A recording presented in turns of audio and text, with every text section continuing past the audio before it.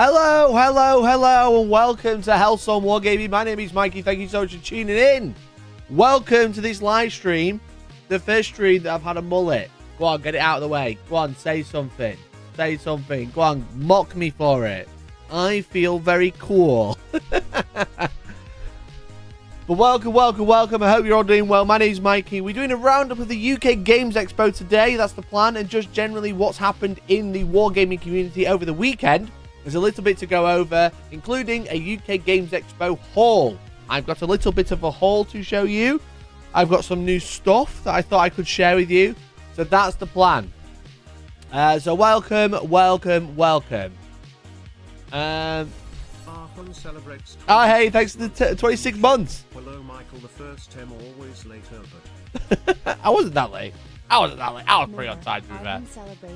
I was pretty on time. Hello, Michael, the first time always late, Herbert. Thank you, mate. Appreciate it. Looks ridiculous, but you do you. Why does it look ridiculous? I think it looks sick.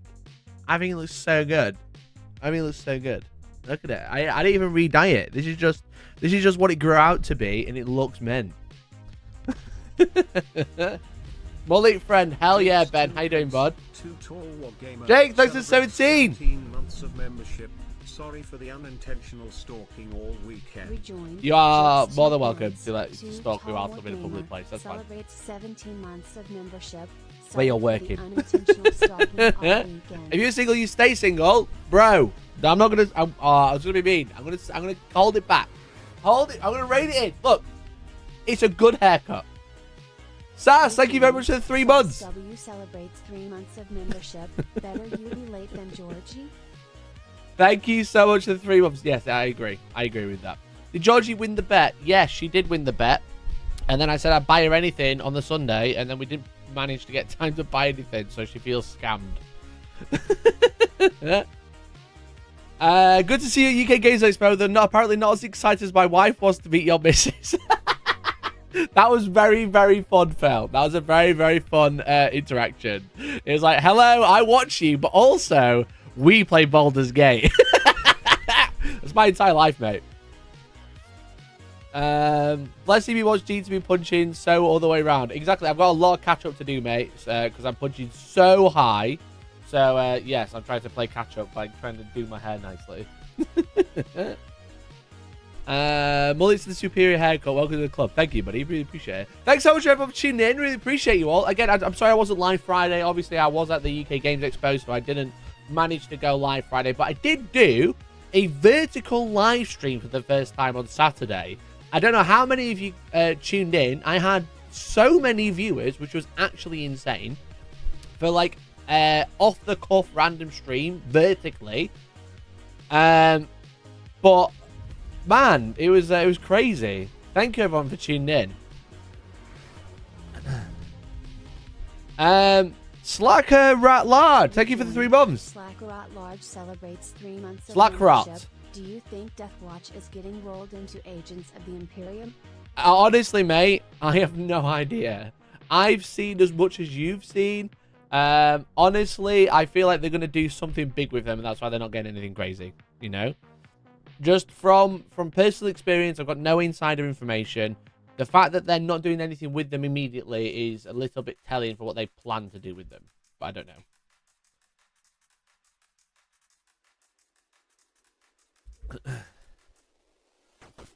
Nobody came to your panel because you had 2 bodyguards covered in Bovril outside the room trying to pat people down. I did. Let me put some chill music on for a minute while we chat. If you've never tuned into a live stream before, thank you so much for tuning in. Again, my name's Mikey. Thank you. I stream every single Monday, Wednesday, and Friday. What happens on these live streams, I shoot the shit for like 20, 30 minutes, and then we go to the main topic. The main topic being the panel that I was on. The panel that I was on, which is very funny. And also we're going to be doing a UK Games Expo haul, but also a little bonus haul because I got loads of other stuff the other day.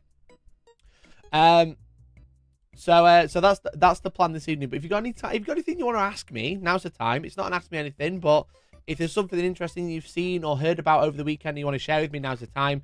If you've had like a burning question about something that you want me to answer in particular, then now's the time, because it's a good time to shoot the shit. So I was losing to GT in Norway, so I did tune in. Oh, that sucks. How did you get on? Were you taking the Blood Angels as well?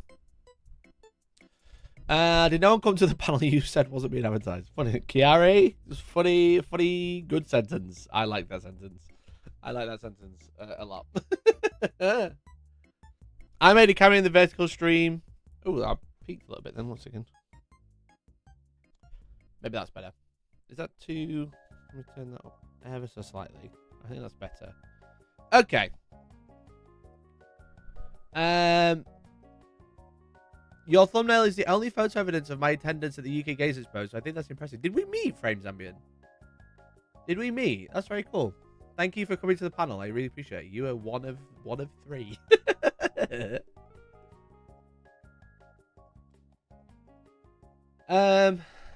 We'll talk a little bit about privacy of press, right? I'm Henry. Oh, hello, Henry. How you doing? Obviously, I realized you got to realize that I didn't know you were Frames Ambient. I didn't know. I spell Henry a little bit differently. I don't spell it with an F. Thank you, mate. Really appreciate it. Thanks for coming to the panel. It was lovely to meet you as well. So why weren't GW at UK Games Expo, but some of the Black Library authors were? Oh, bro. That is a good question. That is such a great question. I have no idea. I can only go off my gut feelings. I have no evidence. I've got no reason. I've got nothing to say why they didn't go to the UK Games Expo, one of the largest tabletop conventions in the world. I think it's coming out of like maybe like stubbornness, maybe like spitting the dummy out from like obviously like Warhammer Fest was last year. It was really, really bad. But then they quickly followed with the UK Games Expo like 2 weeks later. And if you attended Warhammer Fest and you attended UK Games Expo, it was like night and day. Like Warhammer Fest was like absolutely rammed. Nothing to do, loads of complaints, loads of queues everywhere. Whereas the UK Games Expo, the Warhammer area was really large, really large. It was probably like, if you think of Warhammer Fest, it was probably as large as the shop and demo area, if not bigger than there at their own convention. And it was relatively dead. It wasn't rammed. They had people frequent, don't get me wrong. They always had people on the stall, but it wasn't like crazy busy for a lot of it. And they were a major sponsor of the UK Games Expo. So the Games Expo has like multiple levels of sponsorship, and one of them is like major sponsor, where you get your name on the lights, on the brochures. You get lanyards with your logo on it, and you get like loads of other bits and bobs. You know, it's your name in lights, and they had prime location of the first stall as you walk into the convention is their area with the Terminator in front. They were a prime sponsor. They paid a lot of money for that location and to have their Terminator at the front instead of anything of the UK Games Expo. But then this year they just didn't bother. And I honestly think it's out of just like I think they've obviously suffered last year, and now they're like, maybe we shouldn't do that, you know. GW didn't come because of woke. True. Because I feel Hey, Ziggy! Here's some money Thank for you. Maggie D's or Greg's. Enjoy. P.S. No one came to see you cause no one loves you like chat does. That's true. Make of that what you will. Chat, there's like 10 times more people in this live chat than there was in my live panel. And I was with Guy from Midway to Minis. I was with Fohammer. I was with Mini Wargaming and very large Instagrammer Lady Kane. But no, I don't know why Games Workshop didn't bother packing anything up and driving down an hour down the road to set up the largest convention, one of the largest conventions in the world, the largest UK games convention. I just think it must be out of arrogance, incompetence, or spite from last year. That's all I can guess. I have no idea. It just seems like a really stupid idea to not bother. A real missed opportunity for them, and just a shame for the people attending, right? So, but it just meant there was other things there instead. There was a lot more independent games and stuff like that there, which is pretty cool. as you walked in, it was all BattleTech instead. So if Games Workshop did have any potential customers coming to the venue or coming to the event at UK Games Expo, they're probably all playing BattleTech now. Who also really loved my shirt because I was wearing the new Woke t-shirt that is available right now at hellstormwargaming.co.uk/shop !merch in chat. That's not what I want. That's the editing. That's the back end. Don't show me the back end. I've done a revamp on the web store, so all the important stuff shows up at the top. If you go to hellstormwargaming.co.uk/shop, as you can see, they really loved the Woke Heresy t-shirt that I was wearing, which is available now for the next month. It's on pre-order.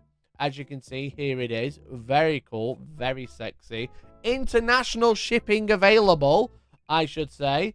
Here's the watermark version so you get closer. I'm going to replace this with the one that Big C put out because it was drawn by Big C, an absolute legendary human. I didn't draw it, but it was drawn by Big C, and he's done a fucking great job. Absolutely great job.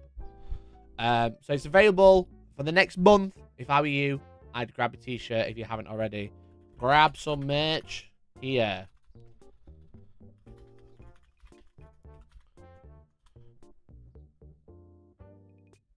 And also, as you can see, if you do go to the website as well, not only do you get all of this, also, this is shown a discounted version because I'm a member to my own website. If you're a member of the website, which you probably aren't, or if you have a green name and you're part of the Discord, in the affiliate members area, there's a discount code, and you can get objectives as well, which we have new objectives in store, including a brand new design which is perfect for Age of Sigmar. As you can see, we've got the new Desert Realm design, and it's proving very popular. So if you'd like some new objective markers for your game of Warhammer, but it's not really like super distinct to any type of game. If you just want some cool objective markers, as you can see, here they are on the table, like so. They come in packs of 6. You've got lots of nice measurements on them, loads of different designs. You got the center point, which is the green dot. You've got the dotted circle, which is your 40mm objective marker. You've got this dotted line here, which is 3 inches from the center, which is great for games of Spearhead if you're going to play Age of Sigmar and you don't want to use the boards that come in the box. You've got the measurements for Spearhead, and also if you're on the mat, it is 3 inches from the edge of this 40mm objective, which is great for 40k and Age of Sigmar. Because if you play Age of Sigmar, I don't know if you knew, the game's changing. The objective marker is getting a lot smaller. Because the game's getting smaller. So you see, look, 3 from the center is to this dotted line. 3 from the edge of the objective is to the edge of the mat. So if you stood on it, you're on the objective. And we've got loads of different designs, as you can see. We've got ice ones, we've got grass ones, we've got road ones, and now we've got Desert Realm as well. So if you would like anything like that, make sure you go and grab one today. They are on pre-order. They'll be shipping as soon as I have them, no later than the end of the month. And the shirt will only be available for pre-order. It probably won't be going to our second website as well.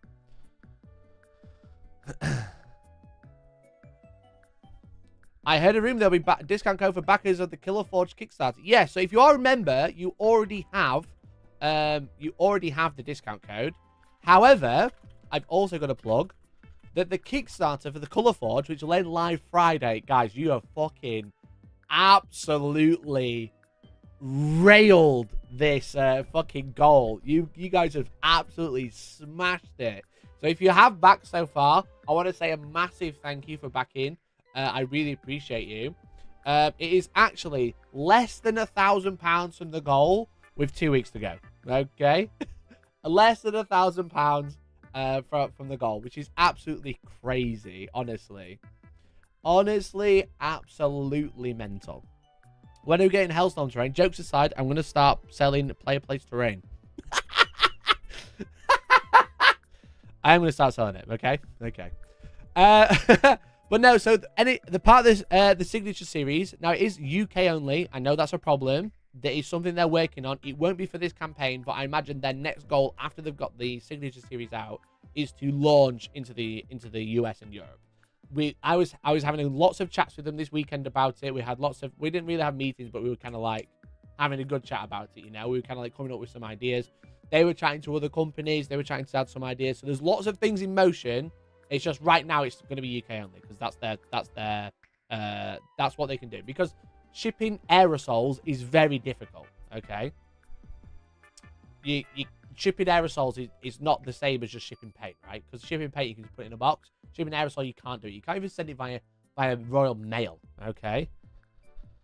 All these crates are no one made a good ultramarine blue. I think there is already an ultramarine blue, you know. But it is less than £1,000 from the goal, which is very sick. Look, if you've backed already, thank you. Okay, I really appreciate you. If you want real numbers, okay, if 2 more local game stores back the Kickstarter today, the goal will get hit. Okay, so if you backed it, I fucking love you. You're a legend. If you haven't backed it yet because you're waiting, don't wait. Back it today because you can back it for as little as £1. Right? And then at the end of the Kickstarter, you can decide how much you buy. Or anything. You can cancel your pledge, alright?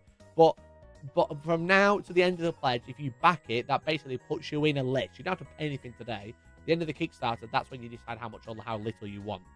But if you haven't backed it, you can't afford it, you don't want any of these colours, but you want your local store to support it and get them later, tell your local store to back it because they actually have a retailer pledge, which is...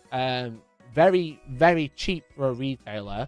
It's 64 cans they can buy of 8 of each colour. So they can get 8 times 8 essentially. Some stores have already started picking up. You've got Element Games, you've got Alchemist Workshop, for example. But they'll get a full stand, as you can see, and they'll get 8 of each colour for a very, very heavy discount. Okay? And that's just tell your store to buy it. Then you don't have to pay anything. You buy one can when it comes out into their shop. But if they want them, the first time they'll get them is when we all get them as well. So if you back it, you'll get it at the same time as the store gets it if they also back it. If they don't back it themselves, they'll have to wait, and then every other store will have it in stock, and then they'll be missing out. And tell them all of this information, okay?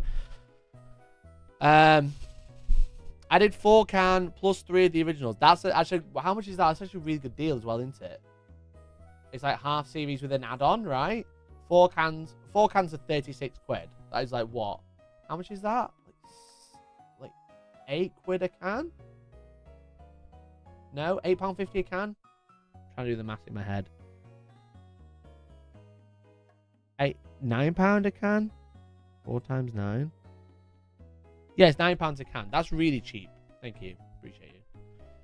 That's actually a really, really cheap deal. So if you wanted 4 cans, that's great. You can get any of the cans. Every time you buy a can of red, it helps support me as well. Got a link. You can Google it. Kickstarter. Colourforge Kickstarter, but I've got to drop a link in chat as well. If you Google Colourforge Kickstarter, watch this. Ready? Colourforge Kickstarter. Bam. There it is. Easy. Didn't even spell it right. It came up. The mullet is Satchel Basic Mascals. No, it hasn't. They were already really bad. Okay.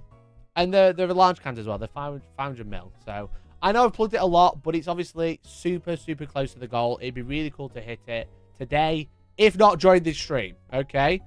If not during this stream, that'd be really cool. But if you've not backed it, or you want your store to have them in stock, then just message them this and just say, hey, Mikey said you should get it, because if they're paying £540, right? Which is obviously a lot. It's a shop, right? They've got a decent amount of money, okay? They got a decent amount of money, right? Let's be honest. They got 500 quid for 64 cans, okay? So what's that? Here we go. 540 divided by 64 equals. They're getting them for like £8, okay? £8.43. All right, this is how we're all getting ripped off. Okay, they get it for £8.43. They get a free stand. All right, how much is the stand worth? Don't know, but they get it for free, and then they can sell them. They're like getting like 30% markup because they sell for £12 a can. That's the retail, right? So tell your shop they can make 30% markup on this. It could be great. They can smash it, and also every time they sell the can, I make a bit of money, which is gonna be great. Well, the red one anyway. If you didn't plug a product that you're part of, I'd be shocked. You know what? That would be... If I was part of a project and I made zero content or mention about it, that would be crazy, I think.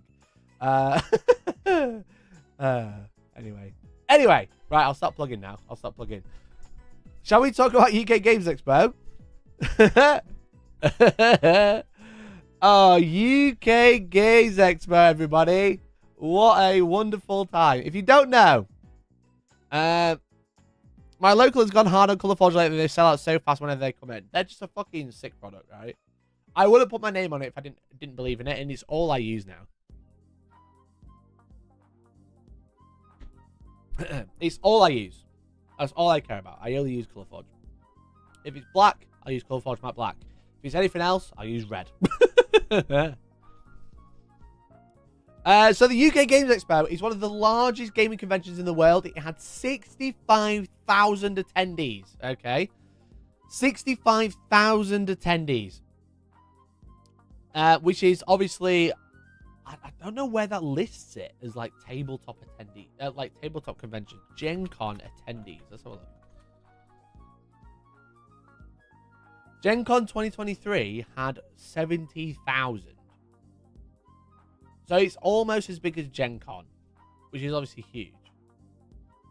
Attendance. Whoa, look at that fucking drop. I wonder why.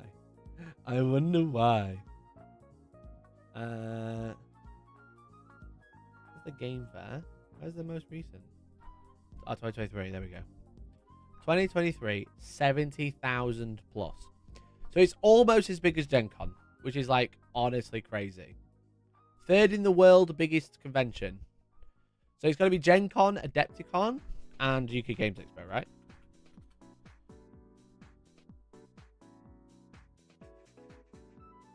No, Adepticon's tiny. Nova?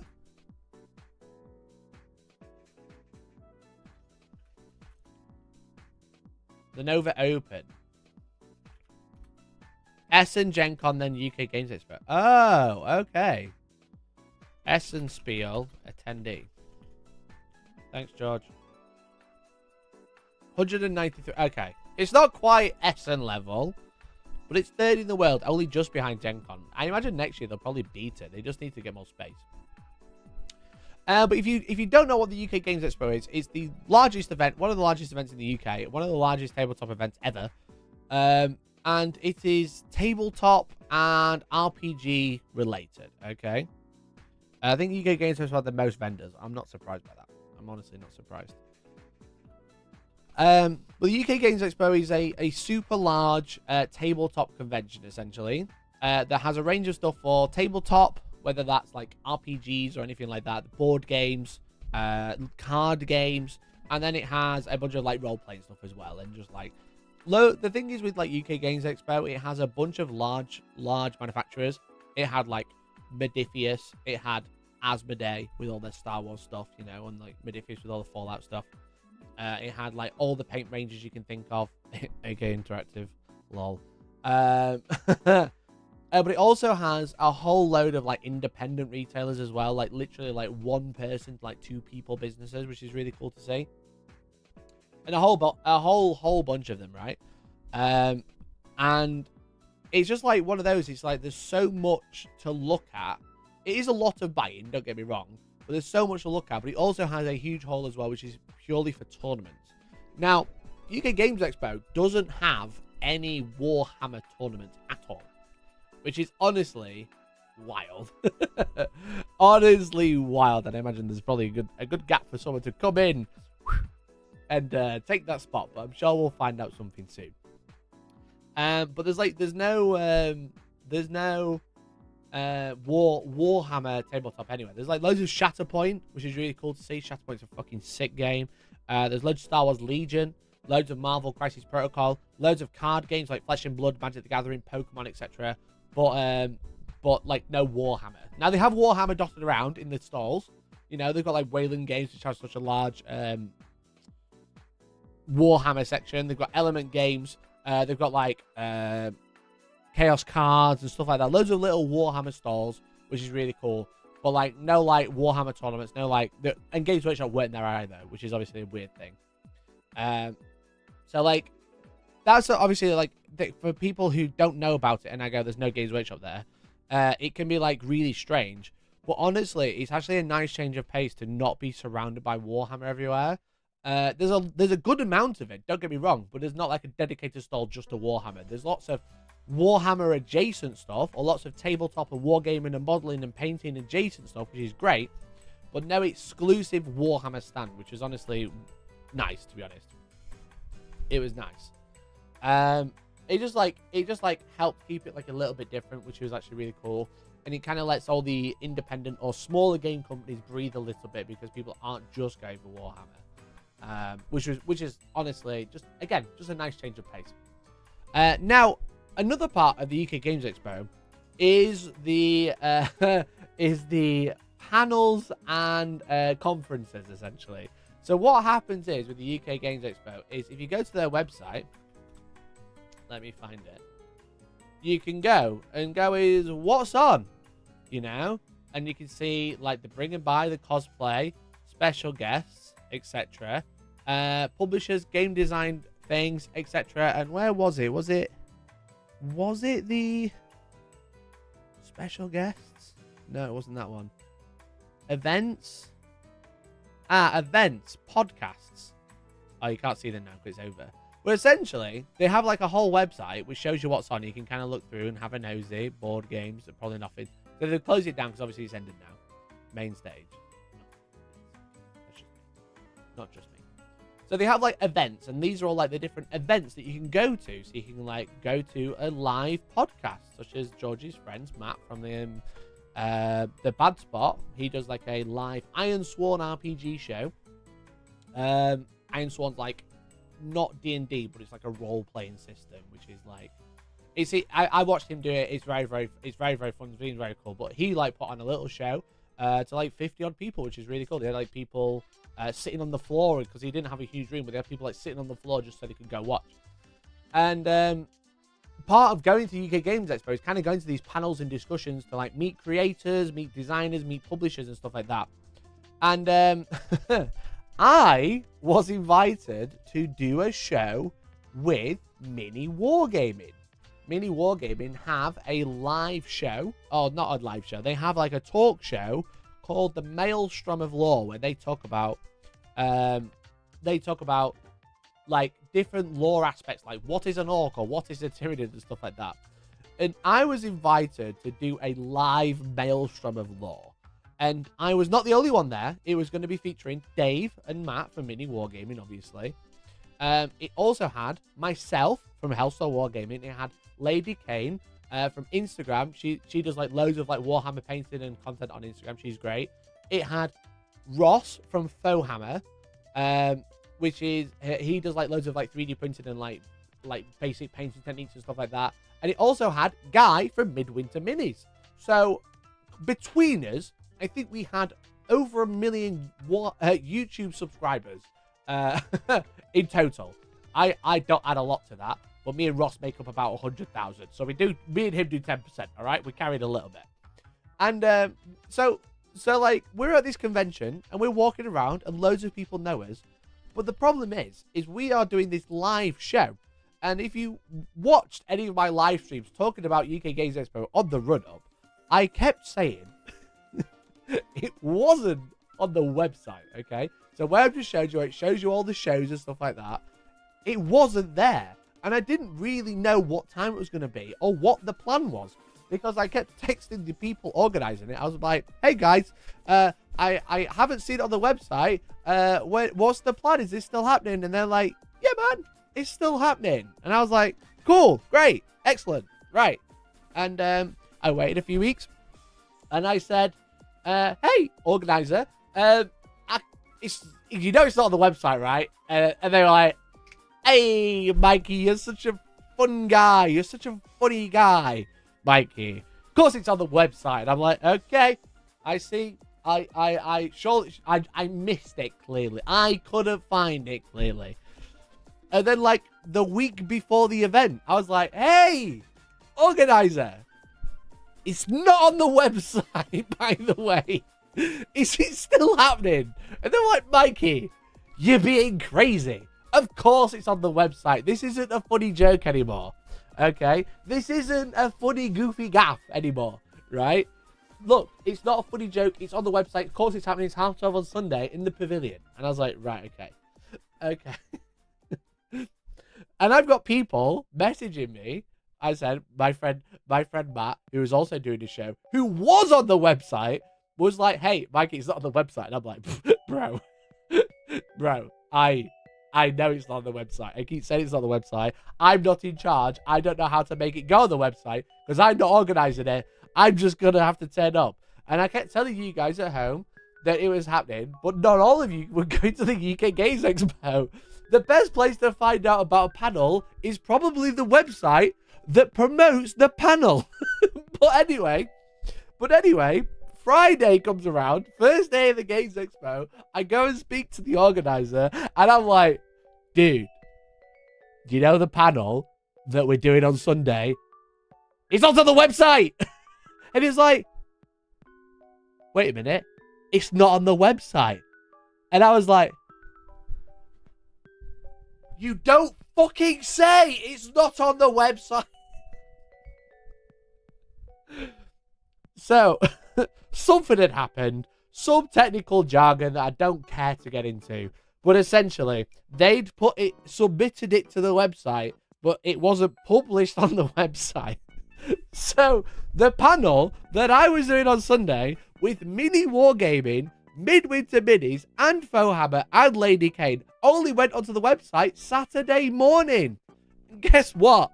Most people don't check a website for an event when they're already there. So, this was the turnout. Oh, ladies and gentlemen, I don't really know what to say about this, to be honest. I honestly have no idea what to say. This was so embarrassing. So embarrassing. I want to say, first of all, thank you to all 7 people who turned up, okay? Thank you to all 7 people who turned up. Because I just want to say, can I draw? Can I draw on this? Please say I can draw. If I do this. And then open it again, I can draw on it. I feel bad for not being able to make it. Don't do that. Okay, so out of these people, I just need to do draw. This is Ted. He's with Mini Wargaming. He doesn't count. Okay? Okay, he doesn't count. This is Dave from Mini Wargaming. He's on the panel. He doesn't count. Okay? This is Georgie. I love her to bits, but she was there because I was on the panel. I don't think she counts. Okay? Also, this is Big Sexy Steve. He was with Guy. I don't think he counts. This is also Ant. I don't think he counts because they all came together. Okay? Now, these are lots of red X's. Now, these 2 over here, this is Lady Kane's partner and her best friend. I don't think they count as guests. Okay? This arm is Matt from Mini Wargaming. He's on the panel. He doesn't count. Okay. As you can see, now, obviously, this is Maxine. We love Maxine. Maxine is a very good friend of mine.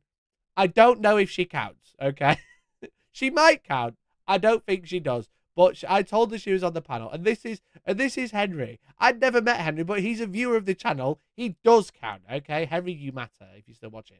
Henry counts, okay? I think Maxine does count. We hadn't come together. I don't think she counts. I think she does count, sorry. This person, I have no idea who that is. We can count him. We can count him, okay? I don't know who this is or this. And this is a small child, so we're going to take half a point, okay? We're going to take half a point for the small child.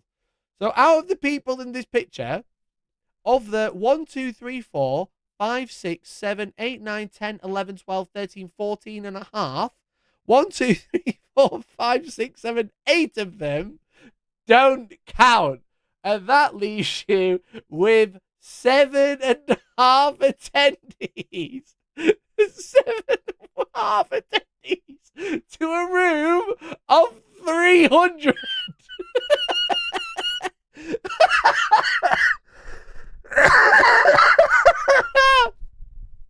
Oh, so, so out of 300 seats, we managed to fill a 7.5. Wait, 6.5. Oh God, my maths is bad. 6.5.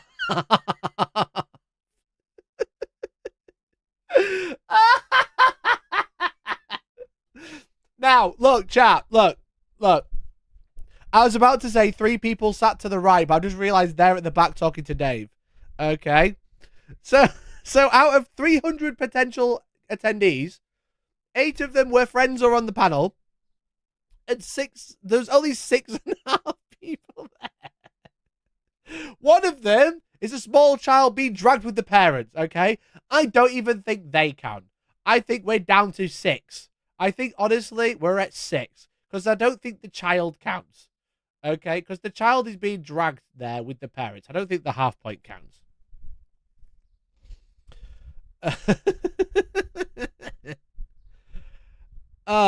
Maths is hard, especially. Look, I'm trying to boost it. Okay, it's 6.5 people. Can we not bump it to 7? Can we not bump it? It's not round up to 7.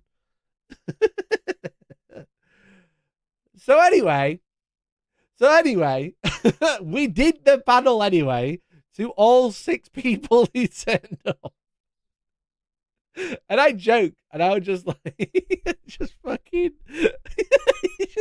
why are we doing a panel to 7 people? But I think, hopefully, my main goal, once we started, was that, you know, hopefully the people who turned up who weren't being dragged there because we were on the panel had fun. Okay? That's what all I cared about.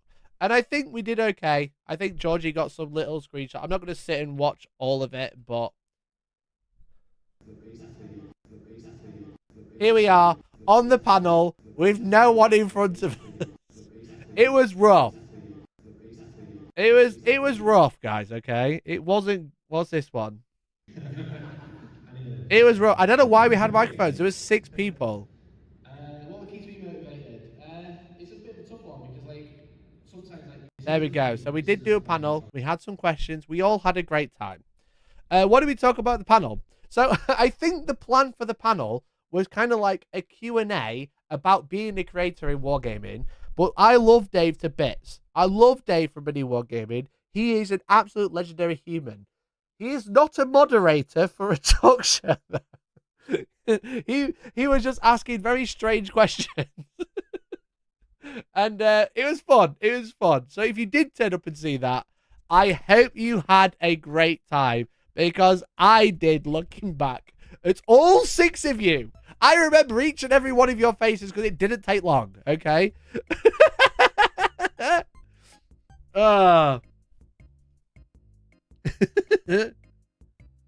There's more people in the gents' toilets all day. Now, the problem is that it was also held in the Hilton Hotel, which is kind of like not very far, but it's like away from the venue, right? It's like away from the venue. So you have to like travel over to get to it. It's like a couple of minute walk. But that's like enough to where it's like out the way where you won't know it's happening if you haven't seen it. And the whole point was it was supposed to be on this website so people could find it, plan for it, and be like, oh, I've got to go to the panel at 12:30. Got to make sure I'm there. And look, you don't have to keep comparing it to things. Be like, I bet the gents were busier. I bet the bar was busier. I fucking know. It was horrifically silent. Okay? I feel bad. I was there that morning, but didn't realize it on. No one realized it was on, Pete. No one did. That's the point I'm making. They didn't put it on the website for some reason. They didn't put it on the website. But it's funny. Toilet was busy. Thanks, Michael. It was funny. Everyone was a bit pissed off. I just felt bad for the people who did turn up because it was obviously not very good. Because I think the whole point of the show was like audience interaction. And the people there did ask a bunch of questions and they were all very nice. And I love every single one of you who turned up. Okay? But it was bad. It was really bad. At least it got recorded. I don't think it's gonna come out Honestly, there's some footage there. I don't think it's going to be published. I don't think anyone needs to see it. It wasn't great, okay? We just chatted, we shot this shit for an hour, and then we went. You know? Look at this way, your next panel can't go any worse. I did actually say that. I said if I was ever going to do another panel, at least I've already done the worst one. Because you can't get any worse. It was an experience for all involved. I'm so sorry, dude. The problem is making a little joke. Someone, I think one of the questions was like, why do you make Warhammer content? And I was like, for money. It's a little joke. Like, money. You know, like Mr. Krabs. Okay, you know, like Mr. Krabs. That's what I was thinking, right? And then another guest, I'm not going to say who, he's one of 6. Another guest was talking all about the business of running a business in Wargaming. And I was like, oh, I made a little funny, goofy gaff about money because I'm Mr. Krabs. Why do you make content? Money. How can I not say that? Right? And also Guy kept telling me to say it, which I thought was also funny. Guy was just having like dark urges of like what to give for answers, and he was just giving them to me, and I was saying them. I was just like, money. And then there's a 15-minute spiel about how to run a business in Warhammer, and if it stops making money, we can just do another business. Who cares? Which is very awkward. Shot the shit for too long and got kicked out, quite literally. What was the other one? It was like, which character would you play in the Warhammer universe? And the guy was just like, say the Emperor. And I was like, I'll play the Emperor, so I don't have to do anything. I can just sit there and laugh at everyone else. But here we go. Thanks, Ryan. Well, let's relive the panel through memes of people who weren't there. Can't believe you didn't bother turning up. There we go. Another one. Mikey, when he realized he was right, he wasn't on the website. I did keep saying that. The UK Games Expo website had been Saturday morning when they realized their mistake. That's what they said as well. I saw the email exchange about the issue because the person who organized it, who I was working with to organize it, had done their bit, but it wasn't on the website. And they emailed and went, oh, we see it at our end. And then it was suddenly there. Okay? It was suddenly there. It was very funny. UK Games Expo crowds, the panel, the rest of the expo. 65,000 people, and we got 6 to turn up to the panel. That is 0.001% of the attendees, I think.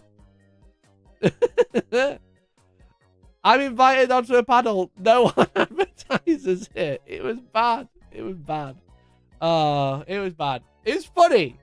It was funny. Look, if you were there, you had the most exclusive panel ever. Okay.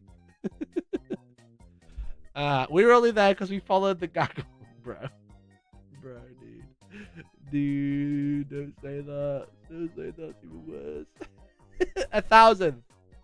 1,000. No, 1/10 of 1,000 because it was 65,000.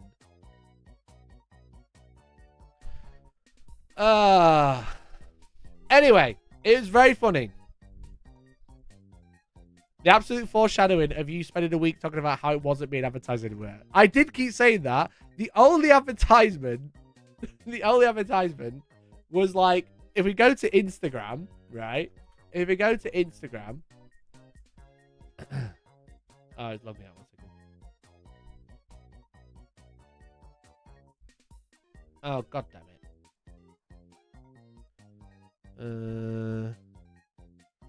I did the fucking cookies clean by accident on my computer, and now everything's logged out. I don't remember what app I used to log into Instagram.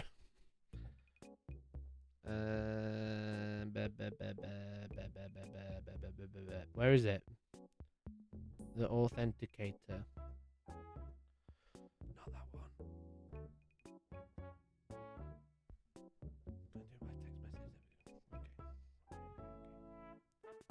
It's relevant, this chat. Don't worry, it is relevant. We have also almost as many people in attendance as our bat reps. We do. Also, thanks to the head Salters. It was lovely to meet you, buddy. Thanks for coming to say hi. As it's so weird that you know someone I went to college with. That is bizarre. That's why I was very confused when you both arrived at the same time. It was advertised on your live stream to all the people not attending. Basically the opposite of the targeted audience. Quite literally. Quite literally. Like, I think I posted about it. I deleted the post off Instagram because I thought it was a bit cringe. I left it on Twitter though because it got loads of likes. It was advertised here on my Instagram the night before, day 2 of UK Games Expo Smash, doing a panel tomorrow. Better come. It was posted on Lady Kane's Instagram story of the day, and the only other time it was advertised beforehand was Dave. Where was it? Was it here? No, it wasn't there. There was like one post that he did. Where he was like, I don't think he even posted it here. He didn't put it on the one that he said he was going to the UK. Was it this one? No. He did one about the convention. When was it? Or was it on Mini Wargaming? Is that why? No, it was this one! May 17th. Okay, let me find out. Come meet us and talk about Ravaged Star. No, he didn't. No, he didn't. I'm sure he put it on here. I'm like 90% sure.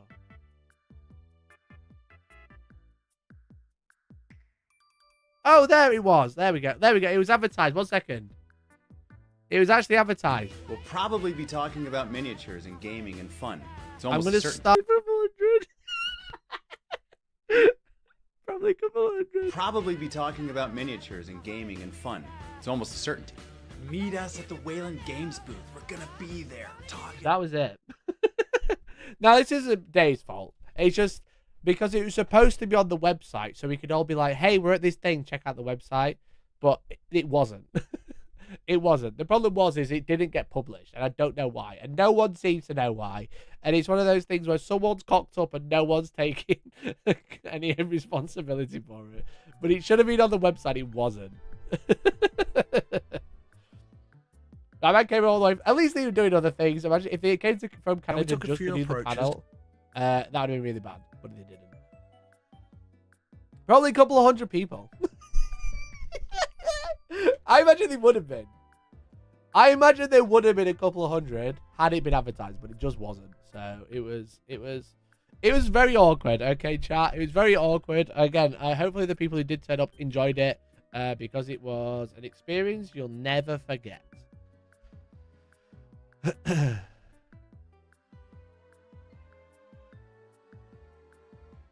I think he meant probably a couple hundred people going to the event. I think he meant the panel. But even then, they didn't know what the panel was. It was like, what's the panel? Don't know. Maybe. We'll see. I don't know. We'll probably talk about some miniatures. That'll be cool. Anyway, that's what happened to the UK Games Expo. Outside of that, I did stream. I wanted to talk about the stream. Because I streamed vertically for the first time.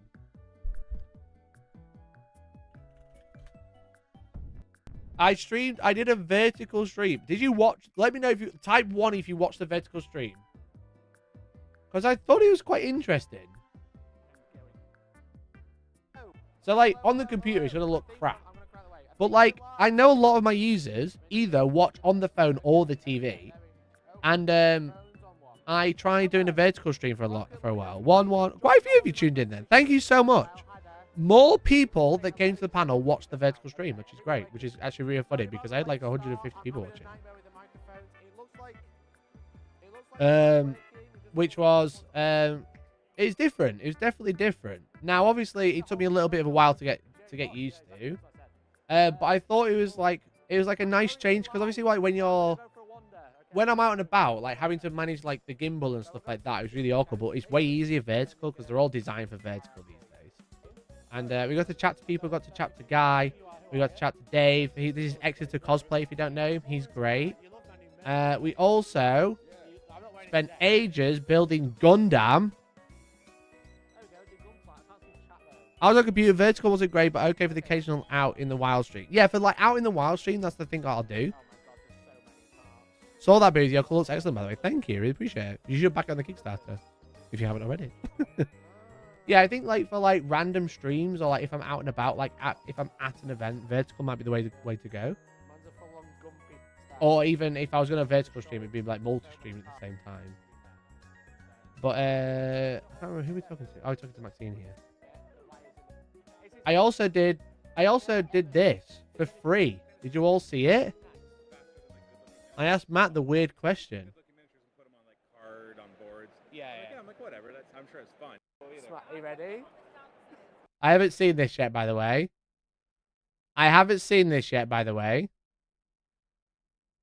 Okay, you got us both in. Lead the way. Okay, I'm Matthew here from MiniWargaming.com, and welcome to another Thank you, mate. Oh god, it's just as cringe, right? It's just as cringe as the first time. Oh, I did that for free. Everyone. You're so welcome. You're so welcome that I did that for free. But it's quite fun. I quite enjoyed it. But the thing, obviously the problem is it's a lot on my face, but that's just the nature of it. I was flipping around and having a nosy. But I streamed on the Saturday evening. It was very busy. That was the problem. I found Friday was pretty busy. Saturday was like super busy. Sunday was great. And I spent most of that doing the panel to 6 people. Was the 6 most legendary humans on the planet. I've seen that. I think I have to go. You know what? I'm fair. But I did get a bit of a haul. So I actually went away and built the Gundam because they were giving away free Gundam at the event. As you can see, this is the one I was building on stream. I built the legs at home. I did lose the stickers, but I built a free entry Gundam, I think it's called. And this is not glued together. It's all push fit. And I think I'm a Gundam bro now. It was very fun. It just pops off the sprues. If you've never built a Gunpla before, they're like GW miniatures. However, they come on coloured sprues, as you can see. So all the parts are essentially pre-painted. So it's like a model kit this one you pop them off the sprue, but you're supposed to like cut them and clean them like normal models. But they're cast in different coloured plastic. So none of this is painted. But it's essentially Japanese Warhammer, right? It's based on the Gundam anime, which isn't like it's not like being made anymore, but like the Gunpla kits, which is what this is, became super popular. Which essentially it's a modular toy figure that you build yourself, kind of like Warhammer, which is cool. So it's essentially Japanese Warhammer. It's probably the best way to describe it if you've got no idea what this is. But again, it comes on the sprue in different colours. So like this one's like a crazy one. Like look at that. It's like 4 different colours on the same sprue. This is like cast together. It's not like stuck together or anything. This is like cast as one piece, which is like really sick. And then I got the other one that's just white. But they were giving away these free ones, which is really cool. So this is kind of like an entry level Gunpla. So Gunpla is like the name of the hobby. It's by Bandai. So Bandai make miniatures, and then this Gundam is the miniature. Okay. So I'm definitely interested in getting one of the like a more experienced one, because this one was free. It was cool to do, but it was fun. I really liked it. I've never done a Gundam before or a Gunpla before. I've always been interested, but I've just never bought one because I never knew what I wanted to get. But he's cool. He's pretty cool, I would say. You'll get into Gunpla, maybe. I'll definitely get one and see what it's like a proper one. I think the master grade is the one most people say you should go for. So I'll give it a look. I got loads of leaflets. I didn't actually buy that much. I did get a faux hammer miniature, as you can see. I got Ross. He thinks I've thrown it in the bin. Don't go tell him I've thrown it in the bin. Tell him I threw it away. Okay. He kept asking, he said, have you everyone throw the Space Marine away? And I said, yeah, I put it in the bin straight away. It was cringe. Being free makes it cooler. Yeah, being free. My first one that was free, that was pretty cool. So I got like a miniature from him, because had his own miniature designed. But like, this is the instructions for the Gundam as well, which I just think's really sick. You know, I just thought that was really cool, really epic. So yeah, this is like, again, this is only a basic one. It's kind of like just push it apart, take it apart, and push it together. I think I imagine the higher grade you go, because they do like different levels. So they'll do like the same miniature in different levels, right? And the higher you go, the more detailed they are, or the more intense they are to build, which is cool. So what else did I get? What else did I get? Let's have a look. I bought a print. This was from ninshop.com. It's not Warhammer related, I won't lie, lads. Gundam models make 40k models look cheap. Yeah, they do. Now, Nintendo fans in chat, get ready. Bandai make non-Gundam Gunpla 2 like Digimon, Kamen Rider, and Dragon Ball and One Piece. Yeah, I'm probably going to get a Neon Genesis one.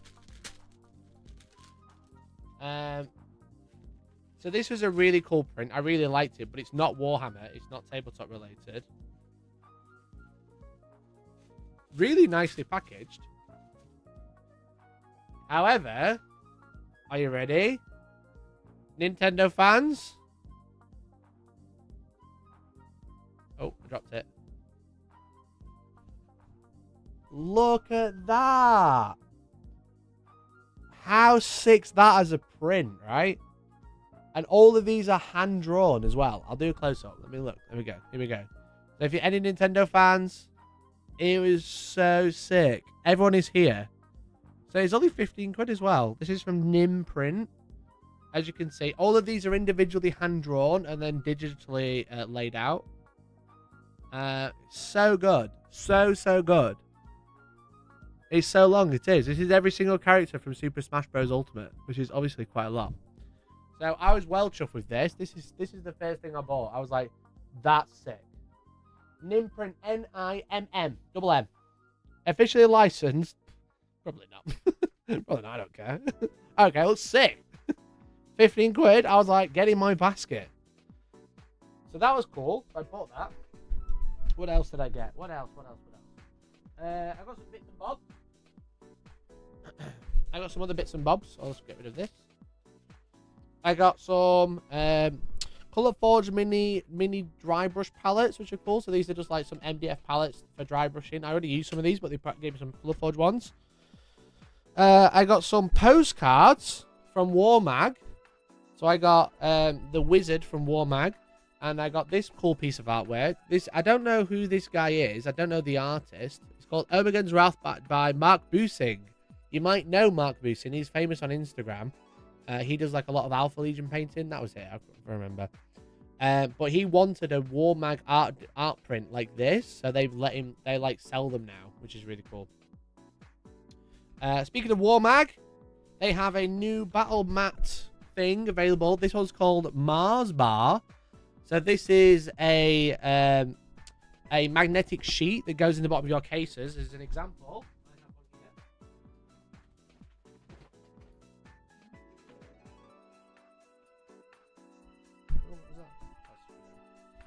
so as you can see, this is a Warmag case. You can see in the bottom it's got like a sheet. These are all magnetized to the sheet, so they have the Warmag bottom just there. One's fallen off. That's okay. It's not an official base. It's not supposed. It's not going to sit properly. Let me put that back on. They make magnetic discs that go on the bottom of your bases that fit perfectly on GW bases. This is the 3D printed one. And they stick into the bottom of a really useful box like this, which is cool. This is the new design. I chucked it in my bag, so I'm gonna have to super glue the corner probably. But this is called Mars Bar, which is like quite cool because it's on Mars. I quite like this design. It's very nice. I think this would be cool as like a D&D map as well. If you made it magnetic, that'd be a cool idea for them. I prefer the one from your picture the other day. My Warmag. Which picture did I put up? Oh, the strip sticky on yourself super glue. They're basically, those are, they sticky back plastic. So these, basically, you just peel this back. And then it's sticky. Oh, the beans one. Oh, the beans one's very sick, to be fair. I damaged But they're sticky back plastic to stick in the bottom of the cases. And then the magnets on the bottom, they are foam back. So you peel off the... It's essentially like double-sided tape. You peel it off and you stick it to the bottom. They're really good. I use them on everything. And then the round bases. It's got blue tack on the bottom. I'm just going to take it off. Because I blue tack them for transport as well. God damn it, I got the blue tack stuck.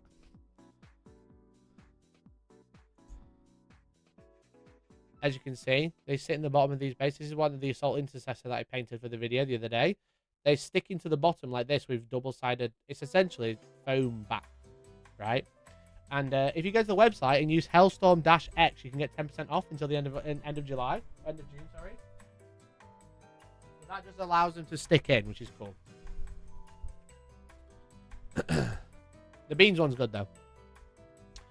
What else did I get? I got a map, and I think, if I remember correctly, I think you can see the panels in here, but not mine. Oh no, I don't think you can actually.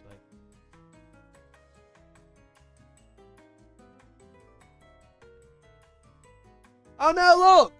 Look, you've got seminars and talks, podcasts, you know, that's cool. Is Tabletop Tactics in here? You know what would have been good in here? A panel saying Maelstrom of Law Live with Hellstormwargaming, Mini Wargaming, and Midwinter Minis and Foehammer and Lady Kane. That'd have been great, just in this section, but it's not there. I got another postcard. I got this from Jake. This is from Misfits Hobbies. This is Grognak, the Adventures of Grognak the Barbarian. And it is a 4-scenario series for Fallout Wasteland Warfare. Fallout Wasteland Warfare. Do you remember the game you bought for me that's there that I've never played? I've now got a not unofficial expansion to it. Thanks to Jake. It was really cool, actually. So he plays like it's like the Adventures of a Barbarian using the Fallout Wasteland Warfare kit, which is quite cool. So I got that too. So that'd be interesting to check out. I got Cause and Cthulhu Tactics, which is a new game by a lovely viewer of the channel, but also he works for Modifius, which is a solo and co-op adventure war game. I don't have any miniatures for it, but this is like an introductory prologue for this new RPG. And the artwork is very... The thing grabbed me. Really cool. Looks really, really cool. Now, I haven't read through this a lot, but I kind of had like a little flick through. I was just looking at this thing, and I was just like, what the fuck? I love a bit of Cthulhu, but Cthulhu shit, so I was in. I was so in. Look at that. Is that the Romans versus Cthulhu? It sure is. I'm 90% sure this is the one, if that's what you're referring to. It's the new game by Modifius that's coming out. Yeah, Jamie was like selling it to me. It was great. So he's like in charge of it. So here's some of the miniatures that are coming. They look really sick. They got Roman Legionnaires versus Cthulhu fucking nightmares. What was the foam magnet website? It's warmag.com and the code is Hellstorm-X. I really wanted to have a go, but it was so busy because everyone was playing it, which is obviously great for them, terrible for me.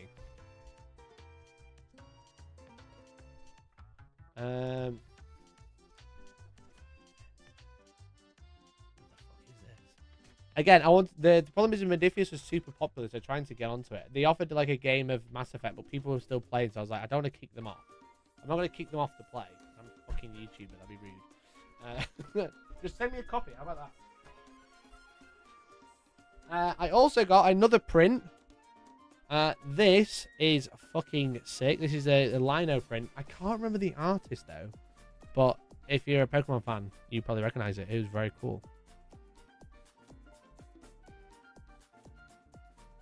But if he was bodging the Infinity RPG Kickstarter, really put me off. But if it's already at retail, it might be alright. I think it is already at retail, yeah. So this is really cool. If you don't know, it is Lugia. I was really impressed with that print. It's very cool. I've never really bought many prints, but Georgie's converted me to just buy cool things that look cool rather than buying it for a reason. And then I also went and checked out Cryptic Cabin, who are like a new store that are like up and coming. They're like a local retailer, and but they are also starting to like make some products, which is cool. Throw your weight around, be like, do you know who I am? I'm the Hellstorm gamer, let me play. I could have tried that, but then no one knows who I am because no one came to the panel. But yeah, so I got some Cryptic Cabin brush soap to try out because I've actually run out. And I really liked it because it's in this metal tin compared to like plastic, so it'll keep it sealed for longer. So I got some brush soap. But they were really nice, so I had a little bit of a chat to them. I got some cool stickers, which is my favourite sticker ever. I drink paint water, which I thought was very cool, a holographic one. I got one with their logo on. I got a badge. I got a dice with their logo on as well. They gave me those little freebies, but they also gave me this, which I thought was like really underrated. So this is a coaster, but it's also a color wheel, which is actually like a really good design for a coaster because you can put this on your painting table and you've always got a color wheel to hand. You know, color wheels are super convenient if you're like making up schemes or like trying to just like find something that works. I thought that was cool. I thought it was like a really cool thing. They threw that in for free. I literally bought some brush soap off them because I was like, I need some of that. I wonder about getting water on it like a coaster. Yeah, that's what it's for. You're supposed to get water on it. It's fine. I ate paint straight off the brush. Yeah, fair. I knew it. I knew my viewers would do that. And then what was the last thing I bought? The last thing I bought was on the live stream. And he gave me the wrong size. God damn it. God damn it. He's the wrong size. I asked for 2XL, he's giving me a 1XL. So Georgie has got a new t-shirt. As you can see, it is a print or a fucking super sick design of the Emperor on the Golden Throne. Which is I thought it was so cool. Give it away. Georgie will kill me if I give this away because she really wanted it. She was like, I hope it doesn't fit. And he's literally giving me the wrong size. So, it's very sick. Very cool. This is by Alexander. We shouted about it on stream. Alexander. We did. Alexander Franks, artist and illustrator at alexanderfranks.co.uk.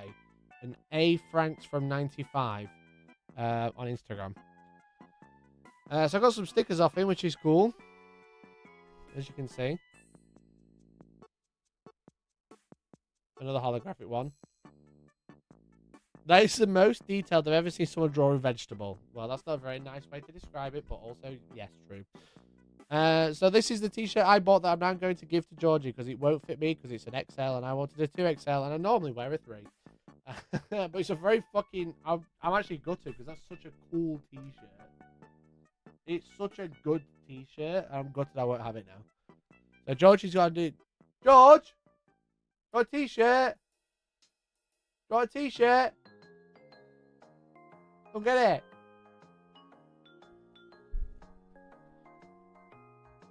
So yeah, gutted. He gave me the wrong size. It's an XL, not a 2XL. So do you want a new t-shirt? Chat said you could give it away unless you want it. It's gone. Sorry, chat. It's been given away. I wanted to Okay. give it to me. You've got it. Well done. Well done. No problem. Your last in my name. Sure is. You're welcome. Okay. So that is all the stuff I got from Games Expo. However, at Georgie's work, they were having a charity book sale. So I bought every Warhammer book that was there. So I have a whole bunch of books that I'm probably not gonna read, but they look cool. And by reading these books, I mean,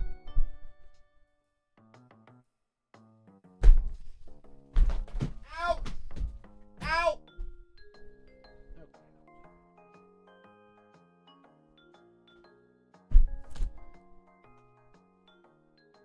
Yeah, I just got hit by books. Standard library and stuff. By books, I mean I got a lot of books. At least someone will be able to enjoy that shit. Okay. So, all of these, again, there was a charity book sale because they're doing like a big walk in, I can't remember what charity they're doing it for. I was like, chat, I haven't donated to charity in a couple of weeks, so I'm going to donate to charity today by buying all of the books I would want. Are the Warhammer books actual good read? Now, not all of them, no, but that's just kind of like any book ever, right? Any book ever. So, I haven't read any of these, so hopefully you can give us some suggestions whether they are good or not. Stream goal to read that Draco book on stream. Sure, 1,000 subs today. We have Son of Korax, which is from the Warhammer 40,000 Legends collection, issue 36. I think this is a magazine by George Mann. The Raven Guard are space marines like no other. The Sons of Korax fight their battles with stealth and speed rather than fury and flame. As shadows of death, they appear behind the enemy lines, strike without mercy or restraint. Are you going to tell us what the book's about, though? Chaos engulfs the Sanguishin Reach and Captain Coringe Raven Guard lead the fight against the pestilent forces of Nergal, but they are not alone. Their brazen Minotaurs, led by the headstrong Captain Dead, aid them in their mission. Can the two chapters bring their wildly different tactics together to defeat the foe and save the Sargassian Reach from damnation? Who knows?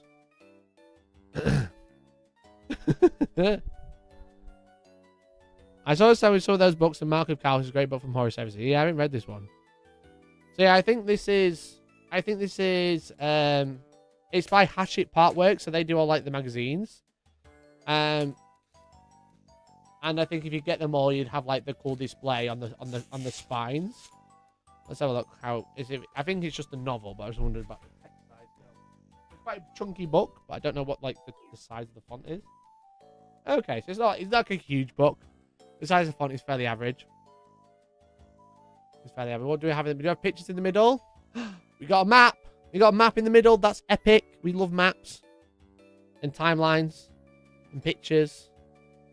There's a couple of pictures to keep you going. We've got like a full print of the Raven Guard. Very cool. That's why the subscription service of books. I think the spines are made a good image and put together. That one is alright, not amazing. Yeah, it's definitely one that's part of a collection. So it's from a magazine.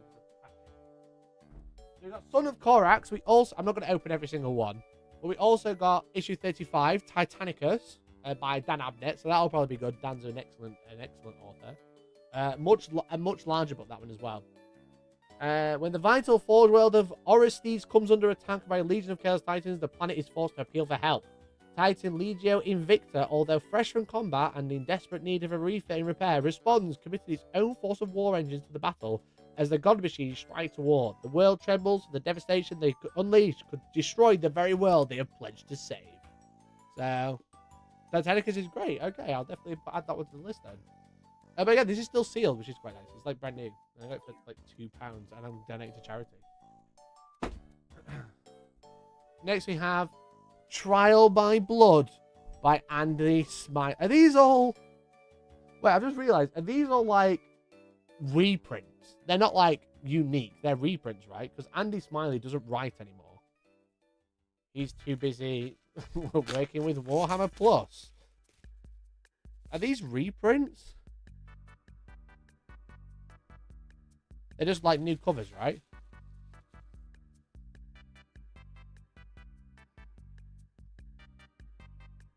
Hey, Exeter Cosplay, how you doing, bud? Reprints and new cover. Okay. So I was like, oh, at least I don't like need the full collection. They're just like random books, but reprinted. Okay, that's cool. So we got Trial by Blood, which is about flesh terriers. Gabriel Seth is on trial for his life, and the very existence of his chapter, their flesh terrors, scions of Sanguinius and cousins of the noble blood angels, stand accused of deviancy and brutality beyond which that can be tolerated. As Seth recounts his history of defending the Imperium, his judges, the masters of the other Blood Angels chapters, must decide the fate of the flesh terrors. I need to sleep for a week. I'm not surprised, but hopefully the unpacking wasn't too bad. So we've got 2 more of that series, or maybe 3 more. They're not all from this series, but we have a few. 15 Hours by Mitchell Scanlon. This is about Guard versus Orcs, which is cool. Here's the cover. Here's the spine. There we go. This one's actually been opened. The stalwart troops of the Imperial Guard are the first line of defense against the numerous foes of the Imperium. Their heroism and courage is renowned across the galaxy. This action-packed novel tells the story of lone guardsman as his baptism of fire in a combat zone where the average expected lifespan is a mere 15 hours. Fighting hand-to-hand against the barbarous orc, he must draw upon all of his training if he's lived to see another dawn. The horrors of war are only too real in this harrowing tale of carnage and valor. 15 hours is fun. Okay. So Titanicus and 15 hours, good books. 15 hours is great. That last week. Okay, I'm going to make 2 separate files then. Andy Smiley Cringe. Trial by Blood Cringe. The other one's good. Any Specials books? We'll see. I don't think so. We also got Malleus by Dan Abnett, as you can see. I can't read it. This is about Gregor Eisenhorn. This is like 1 of 3, I imagine, then, because I think Eisenhorn was a triplet. Gregor Eisenhorn is one of the Inquisitor's most celebrated agents, but when a face of his past returns to haunt him and he's implicated in a great tragedy that devastates the world of Thracian Primaris, Eisenhorn's universe crumbles around him. The demon Cherubale is back and seeks to bring the Inquisitor to ruin, either by his death or by turning him into the service of the Dark Gods. This edition includes a short story, Missing in Action. Inquisitor Eisenhorn investigates a series of brutal murders of former guardsmen, but what dark force is behind the crimes? That's book 2. Okay, so we need book 1. We got book 2 and a short story. Xenos is the first one. Okay, that's good to know. Thank you. Cringe pile. Cringe pile.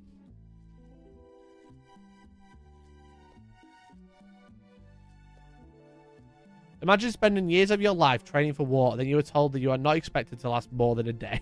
Yeah, literally. Next up, we got The Founding by Dan Abnett, which is 3 for 2 at Waterstones. How old is this sticker, chat, do you reckon? How old do you think this sticker is? There's also a strange stain on the back of it. You see that? You see the brown stain? I just want to wipe down before I read it. In the Chaos Infested Sabbat system, the massed ranks of the Imperial Guard stand shoulder to shoulder as they counter an invasion by heretical forces. Is that the first collection? I don't know. The Founding collects all the novels of First and Only, Ghostmaker, Necropolis, and the short story In Remembrance. There you go. Amongst the Guard are the troops of the Tannis First and Only, and displaced army forced to flee their home planet before it succumbed to the unrelenting assault of chaos. Nicknamed the Ghosts, their specialist scouting role has turned them into the thickest of fighting, trying to complete whatever desperate mission for their uncaring commanders have volunteered them for. Now, Gord must evade the treacherous scheming of rival regiments and the lethal firepower of the enemy if he's win through the lead his ghosts to victory. So this is the first 3 of Gord's Ghosts, right? Very well read, this one. Give this then a taste test, see what it is. No. No, never. That's good pile. That's 1 to 3. Next up, a little bit different, we have Witch Hunter. Matthias Thulman Witch Hunter. Witchfinder, Witchkiller by C.L. Werner. When was this published? Can we find out when it was published? A good idea to find out when it was published by looking at the models in the back of it. Look at that. Now you can be part of the story. Go to gamesworkshop.com or +440-115-91-40,000. I said +44115-91-40,000 to get your free miniature.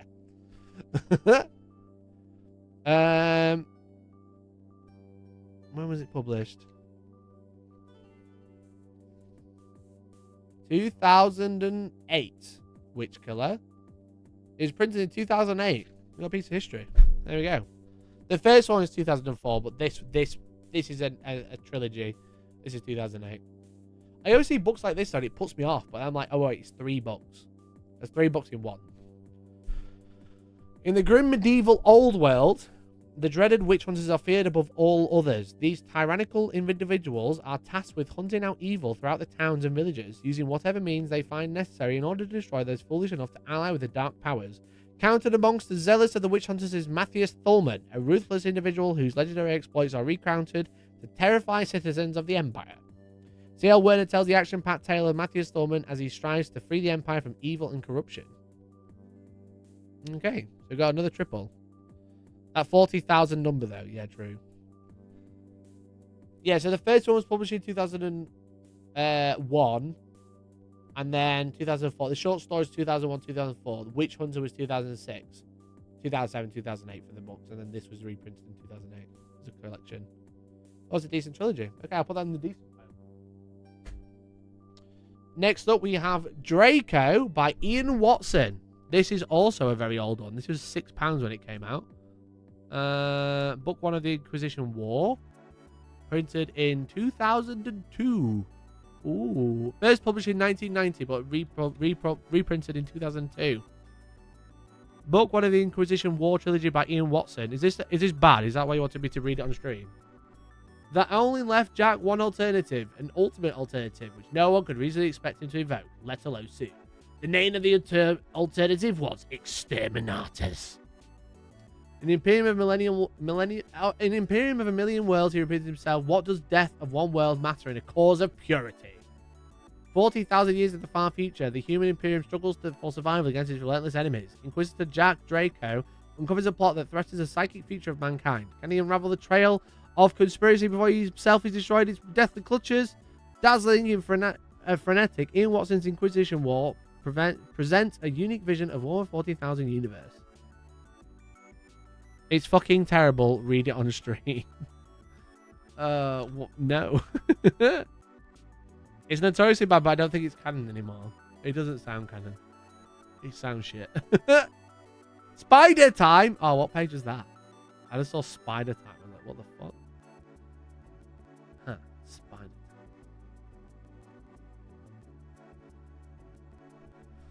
Spider. So it's shit. Why is it bad? That's incredible. Absolutely awful and borderline unreadable in places, but incredible.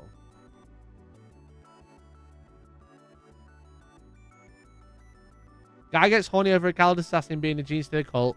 Also meets the Emperor and details the chat. The Emperor is insane.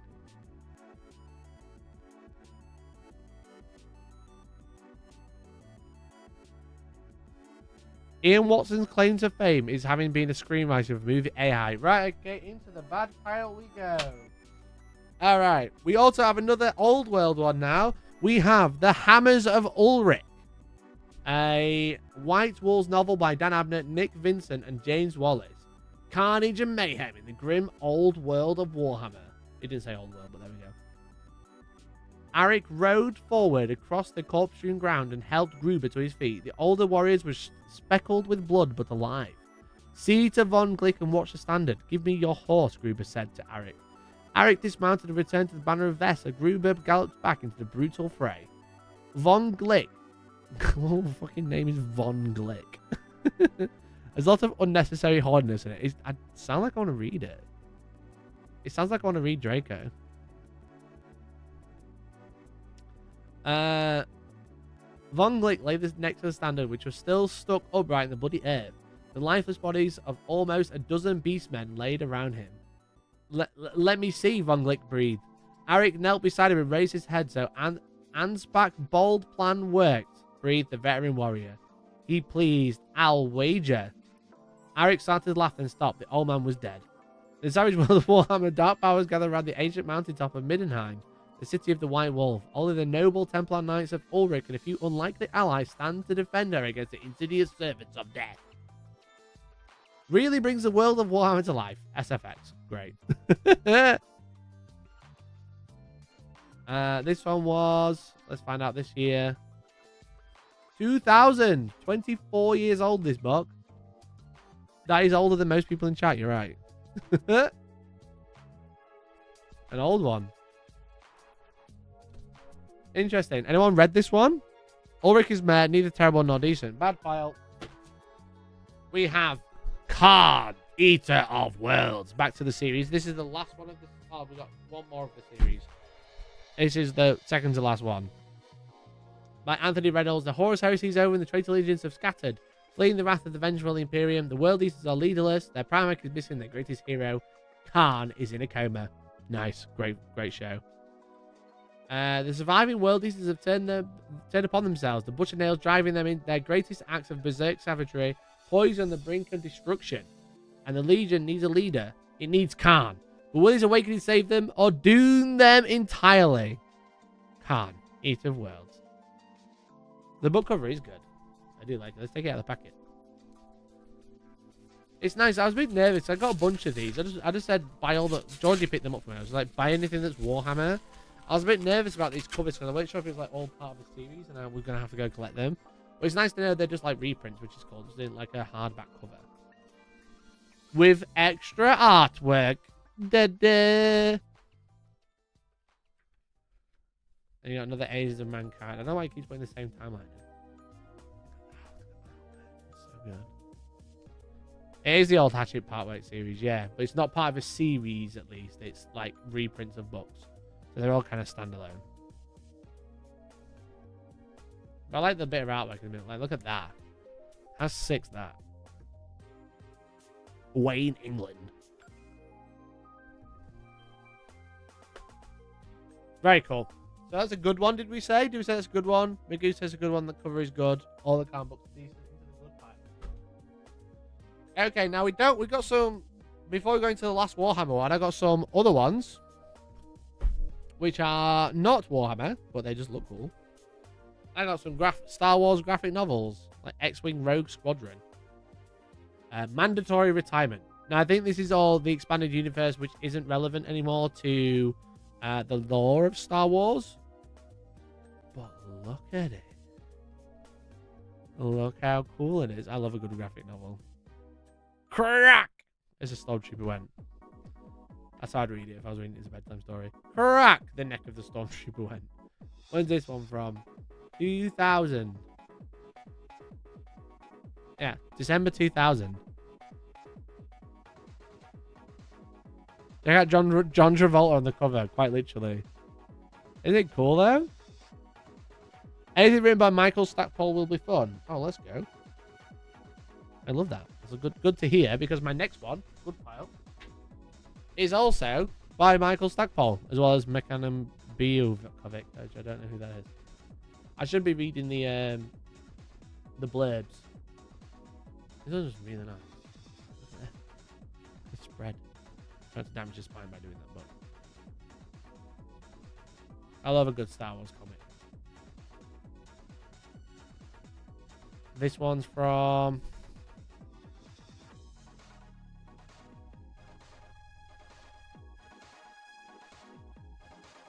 1998. This was nearly as old as me. It's 26 years old.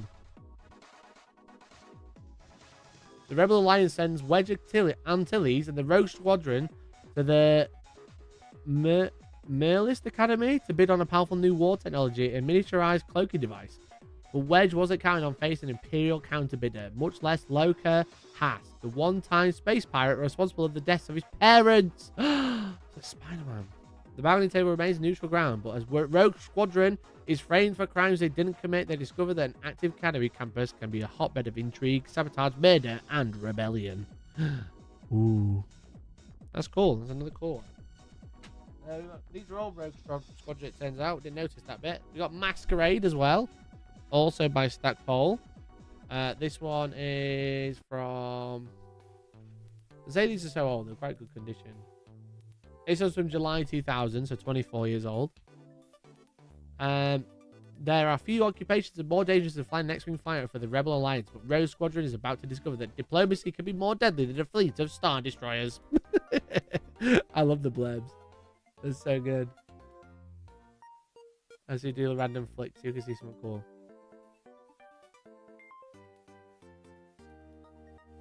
Oh, look, it's Han.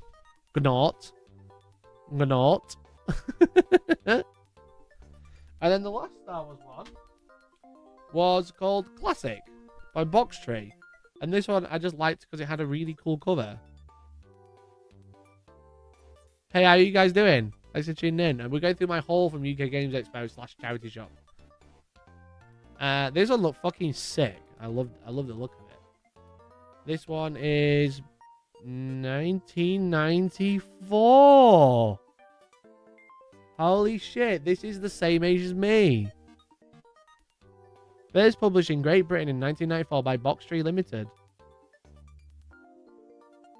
I actually found one the same age as me. Luxurious saying on the edge of that page. Well, it's fucking 30 years old, this book. And in perfect condition. Almost. How much that book section back? £2 each. £2 each. Yeah, 30 years old. Look at that. Look at that. It's so sick, isn't it? It's so good. Bargain. Yeah, I think it's like 30 quid I spent for all these books. I have another like Vader or something. Look at those two. Look at him. Look at him go. And for charity, yeah, exactly. Because they're doing like a 30 kilometer. George is doing like a 30-kilometer walk. So I took 30 quid at them. And it's for charity as well. Because they basically got donated in and I bought them all. That one's sick. That's 30 years old. That's really sick. That's really cool. And then the last one is called Crossfire by Matthew Farrer. Another one of the Legend series. The bustling dockyards of the Hydra system are home to the mighty Imperial war fleets, which dock, rearm, and repair in the endless cycle of war. But even this bastion of Imperial rule is not free from darkness. Newly assigned Arbites officer Shira Calpurnia finds herself in the thick of the action when she investigates a series of assassination attempts. With the corruption and double cross of Hydra elite dodging every step of her investigation, Calpurnia must survive the crossfire and bring her faceless enemies to justice. That's really good. Nice. That's a really lucky Star Wars book. There's only 4. I bought 15 books. Only 4 of them were Star Wars. All the rest were Warhammer. Okay, so we got some bad books, but we also got a whole pile of good books. I put all the Star Wars ones there. So good books. It seems we got 4 really cool comics. One of them being 30 years old, which is sick. We got Crossfire. We got Khan, Eater of Worlds. We got 15 Hours, Titanicus, and Witch Hunter series, and The Founding. They're all good. That's what I've been told. That's what chat reckons. Graphic novels get a free pass. They're all the good ones. And then the bad ones. We got Sons of Korax, Trial by Blood, Malleus, and Draco, which might be bad but might also be good. We have kind of forgot that Maggie doesn't read too well though. I read great, I just don't read that much, but I should. So they're the bad books. So these will be going into a raffle at one of my events soon. It's so bad it's great. Good pile. Okay, what do we really want? Oh, and Hammers of Ulrich, which I've dropped over there. Do Draco's a read along. See, people keep saying that. Maybe do members only book club. Malleus is good, but read the other 2 first. I think that's why I put it in the bad pile. I keep all that. So they're the books that I picked up for charity, which is really cool. What was the last thing? Draco's peak 90s Warhammer 40k. Maybe I do like a retelling of it. Maybe I do a first lore video, like a proper lore video where I read a book and do a summary of it, like a book club.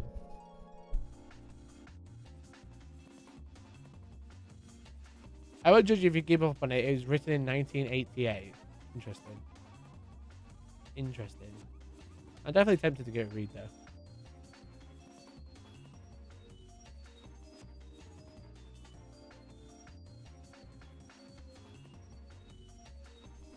Do it with Elliot.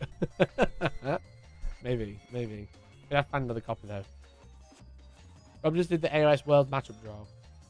Problem is it's fucking 3rd edition, right? Is AOS World not gonna be 3rd edition?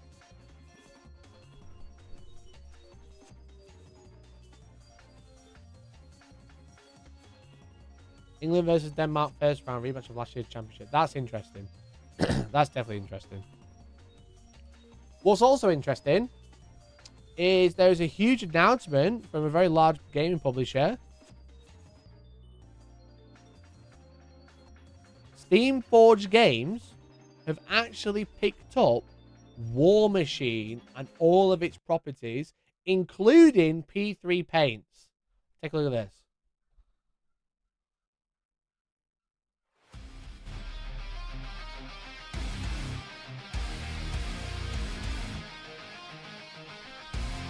This is today, by the way. This is announced today.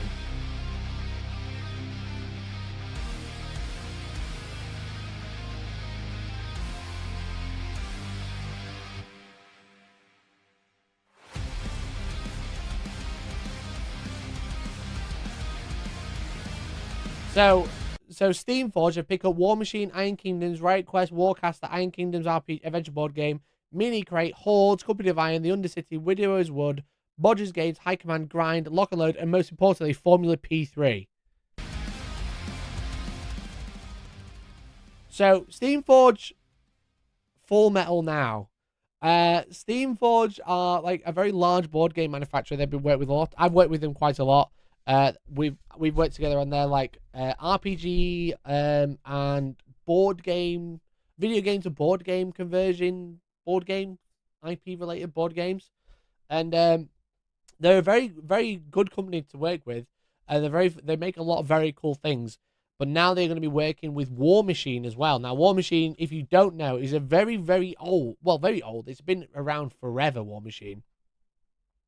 And that is like, it was like a super competitive tabletop game that was very popular around 2010, probably. It's not so popular anymore, but it was probably as large as Warhammer 40k around 7th edition.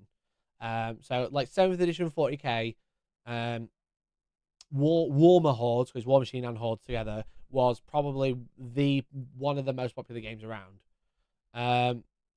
And basically it's been owned by Privateer Press for a long time, and Privateer Press haven't been doing a lot of great things with War Machine over the last 10 years.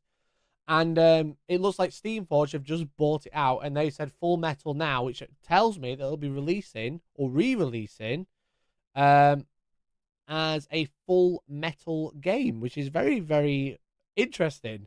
I think the thing I'm most excited about is P3 Paints. P3 Paints are like one of the most popular, well, were one of the most popular brands, and they are, because they were called Privateer Paints. That was Privateer Press Paints. I think that's what it's called, P3. But they have a very dedicated following. They're a very good brand of paints. I still have P3 Flesh Wash because that was a really good wash at the time. And I think that's the most exciting thing from this, because I think it'll be very interesting to see what they do with War Machine Warhammer Hordes. I used to love Warhammer Hordes, right? I used to play Cricks. Cricks, War Machine. They were like fucking essentially like robots that were being revived, right? So I didn't play that much. I'm trying to find the starter box.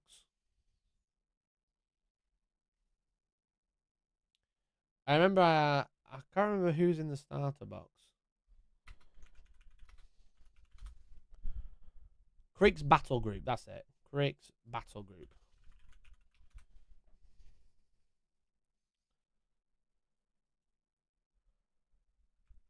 So this is kind of like what you have. You have like a commander, and then you have what's known as warjacks.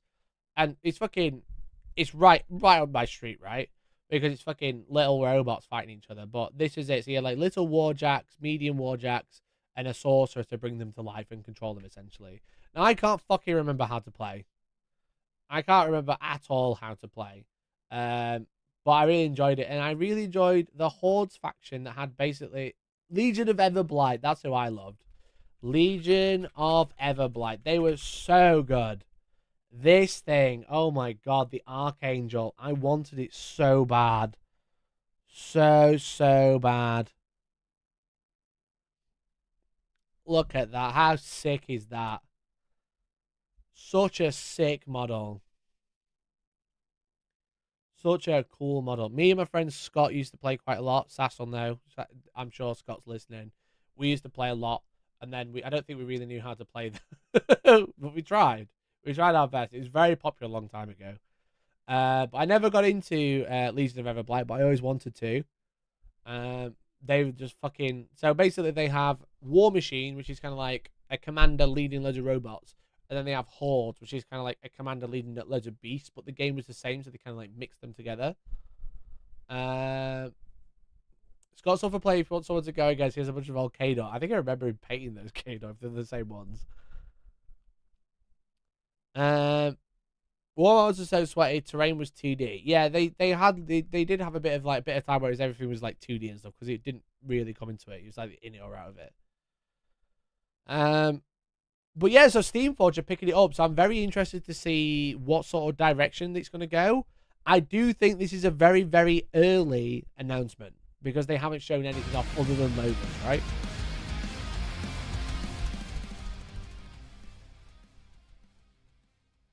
You got the best rule set. No one will play the minis or Ugo. I really like the minis. But I do think this is a very preemptive announcement because they haven't shown anything off. They've got like one random clip of people playing, which looks like it's very old as well. God knows what this is from. Just looking at the dress style, I think this is an old clip.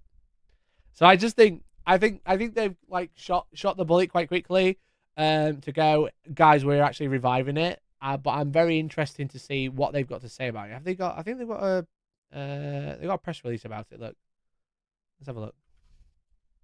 Forging a new era, Iron Kingdom's War Machine Formula P3 paint, and more. We got important news to share here at Steamforged. We are beyond excited to announce we've acquired the incredible Iron Kingdoms universe from our friends at Privateer Press. This includes the award-winning fantasy war game War Machine, the hobby painting line Formula P3 paint, the Iron Kingdoms role-playing series, and many more. So all of this, if you've played this before, it's now just been picked up by Steamforged. I wouldn't expect it all to stay. They'll probably keep the most popular things, but a lot of it has a good chance of staying, especially War Machine and Hordes. I think they're bothered about these three mostly, though. War Machine, P3, and Iron Kingdoms. The minis were fine, but by now they are old. Oh, yeah, definitely. For the past 20 years, the Iron Kingdoms and War Machine of Exchange have enchanted players and hobbies around the world with rich, lore, immersive gameplay. We'll zoom in a little bit so you can actually read. War Machine's growth has been electric since the launch of Mark IV, which new and returning players around the world get into the game. Now as you step into new chapters, Steamforged and Privateer Press are teaming up to make sure your experiences with these games are better than ever. There's never been a better time to start playing. Going forward, we'll work together on design and development of the lines. We at Steamforged will be bringing our proven 10-year track record of creating, developing, and delivering large-scale games to thousands of players and retailers around the world to turn that growth from electric into explosive.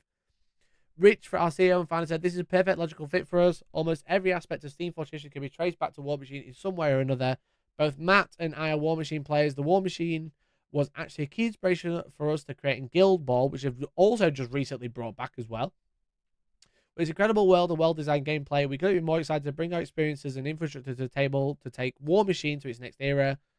Matt said, there's a real wealth of creative talent and, as you might expect, genuine passion for tabletop gaming in our team. In particular, we share a special kind of love for War Machine and the Iron Kingdoms. That, along with our expertise in creating games loved by many, makes us ideally placed to collaborate with Privateer Press in shaping the future of a hugely important franchise.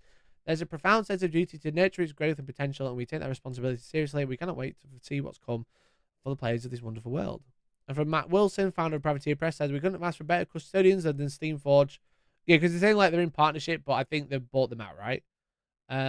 Their track record, history with games, and genuine excitement about the future makes them the perfect fit to shepherd War Machine and Iron Kingdom into the future, opening up new opportunities and growth channels for all Iron Kingdom titles. We look forward to working with Steamforged in the years to come. Oh, they are working together then. Are these new miniatures or these are like reprints? Because they look cool. So it sounds like there's going to be some sort of collaboration. Our plans for Guild Ball and God Tier remain unchanged. For Guild Ball will continue working with the GBCP, regularly posting updates.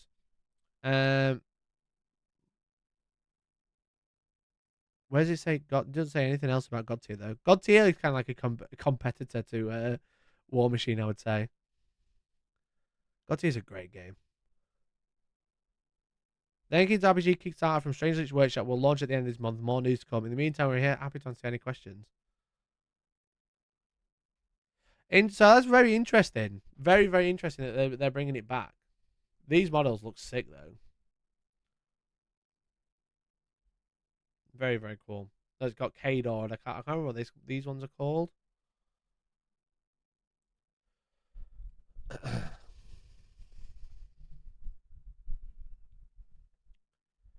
Um, Screams of announcement of announcement. Yeah, it's not quite announcement of announcement, but it's very early. Very, very early. Signar, that's it. I was saying, regardless of aesthetic preferences, the quality is good and the design is good, which makes it a great acquisition. Rules is easiest to fix.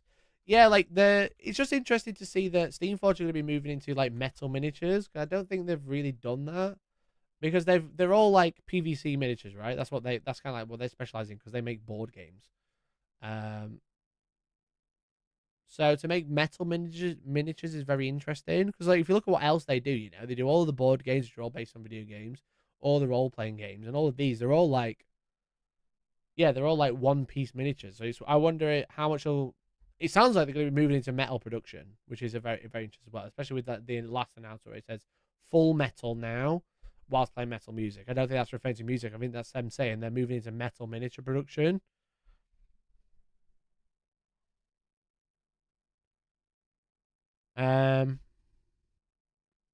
What's the comment saying?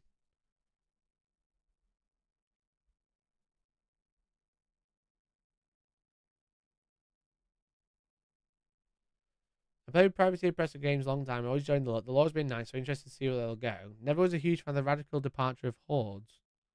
Did Hordes change loads then? Metal in 2024. Look at old world, bud.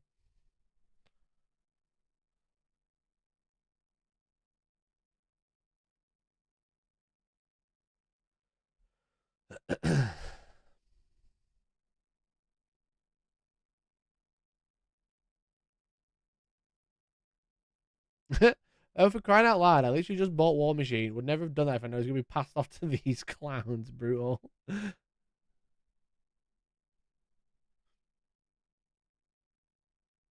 So these designs will be hard to do in metal. Yeah, definitely. Yeah, did Hordes change loads? Because when I played War Machine, they're both the same game.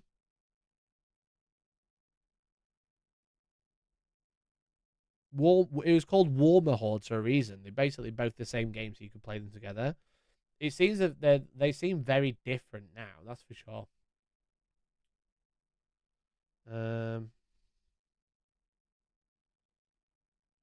Resurrecting Warmer Hordes and taking it out back in one announcement. Yeah, I don't know how much they'll keep going though.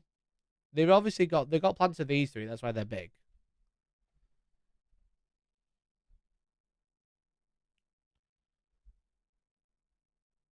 Hordes made it army versus army rather than skirmishes. Oh, okay. Hordes. The problem is Hordes is such bad SEO as well. Hordes. What should I call? Private P3. Hordes. Mark 4.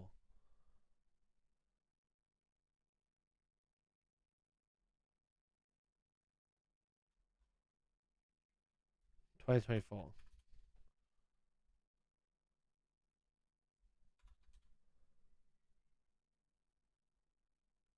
Do people make videos about it? Can I find one on YouTube? Hordes Battle Report. Oh, missed. Throwback Thursday. War Machine Hordes Mark 1 2005. 9 months ago. Mark 4. Scorn versus Cricks.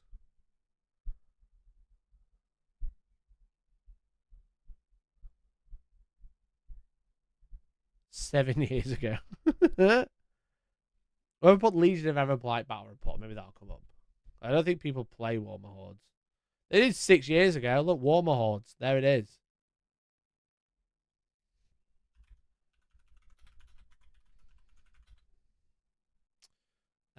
Battle Report.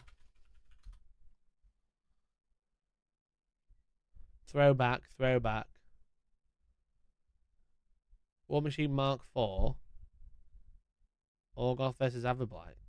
This is a year. Oh my god, Cool Guys Nation. Remember those? I don't think that they do make content still 9 months ago. I think they sold the channel to someone because it wasn't this guy. This guy was doing all of the videos and now it's someone else. They were like smashing it a long time ago. They like kind of appeared out of nowhere 14 years ago. Fuck. Showing my age now. Oh dear. Remember this Dead channel? It's only Cool Guys Nation making videos for it. War Machine, Hazaroth versus Animag. What's Animag? Battle Boxing Beyond Legion of Ever like 10 years ago. This is when I got into it. Does anyone play this game?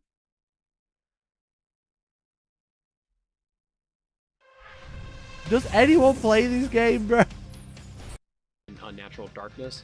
I found that Windstorm typically pretty good. Then also cast through the arc node of the bottom not bad. Their lightning tendrils onto my new fancy unit of storm lances for them to kind of run up the board there and start throwing electroleaps all over the place. This first Nobody turn, plays the game. is Why did they buy it then? Why did they buy it then if no one plays it? to kind of just get up the board. Wolf going first. There's I feel so is much in this. What pretty the strong. fuck? I remember Warlords being like 12 models. Just getting up the board and being able Maybe you should do a bar report of it. Papa Pride, no one watches me already. to threaten so much more sooner feels really strong.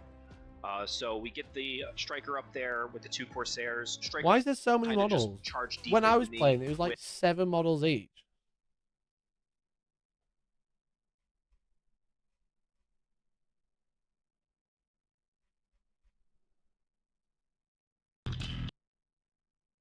His rate of fire 3. This You is could more be like dropping it. Like 3 7 PAL models. 14 missiles, and it's.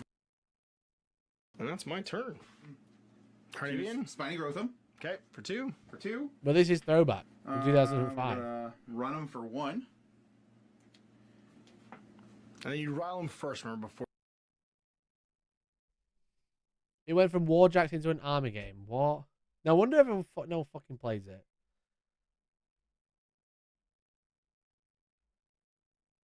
Oh my god. 3 years ago. Where did it all go wrong? On the caster, and I don't care about the feet. I've just been like You also programmed 2D to not terrain care now. about her feet. Are you No, happy? that's fair. An Archangel, if that Sid rule There's so stick many is models there. arguably I the best remember it being gargantuan very in the game expensive now. as well. Yeah, I'd definitely say it's way up there because it's the highest base POW. Because most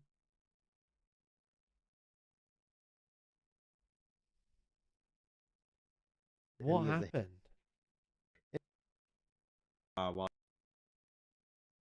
And for the rest of the list, That's close. I was That's like 15 trying models to each. decide with my war beasts exactly how I wanted to position them for next turns. I knew I had to respect his throw ranges because I didn't want to give him too many This range a bit first awful. free There. shots. I remember everyone that I used to know when I played had the fucking like non-slip. You know, like that non-slip stuff that like you put on like a table before you put like plant pot on it, and it's like that grid stuff. There's like little spongy stuff. Like what was it? Non-slip sponge mat. I don't think I'll be able to find it.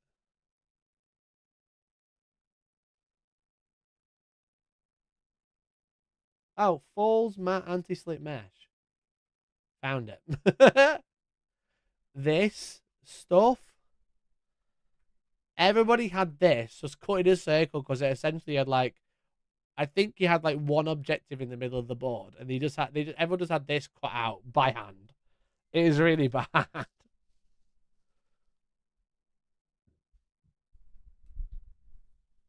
Our local store owner was a big into War Machine, but he also said the edition basically broke the entire player base. The most recent edition came out and killed it, probably because they made it an army game. It was 3rd edition, but I'm not sure. So Mark III, 3rd edition, killed the game. Is that what we're saying? Wild. Actually wild. Because it was huge. It was absolutely massive. And then it's dead, and now Steamforged. I wonder how much Steamforged bought it for. That'd be very interesting. I just asked Scott if he did that, and he nodded and said, "Ask if you remember Steel City Games." Yeah, I still. I went to the tournament the other day. I still. I talked to people who still work there. But that's why me and Scott used to play at Steel City.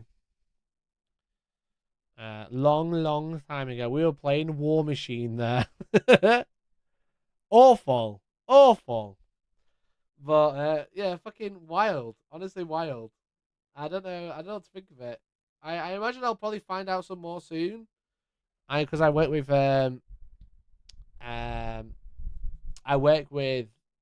Steamforged already, so I imagine I'll find out some more stuff soon. But what a weird announcement. What a weird one.